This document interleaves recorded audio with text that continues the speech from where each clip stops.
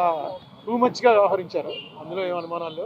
ఎందుకంటే ఇది కక్ష సాధింపు ధోరణితోటి చేసినటువంటి ప్రయత్నం అని క్లియర్గా అర్థమైపోతుంది. కనీసం అక్కడ ఇంటి మీద దాడి చేస్తుంటే 6 గంటల సేపు మనం అందరం చూసాం కదా. వాళ్ళని కనీసం ఏ మేజిస్ట్రేట్ ముందో ఆధారపరిచి చిన్న డ్రామా అన్నా చేయవలసింది. స్టేషన్ బెయిల్ ఇచ్చి పంపించారు ఆర్సన్ కేసులో. ఆర్సన్ కేసు అంటే ఇంటి మీదకి మంటలు వచ్చేలాగా పెట్రోల్ బాంబులు విసిరితే దాంట్లో స్టేషన్ బెయిల్ నేను ఎప్పుడు వినలేదు.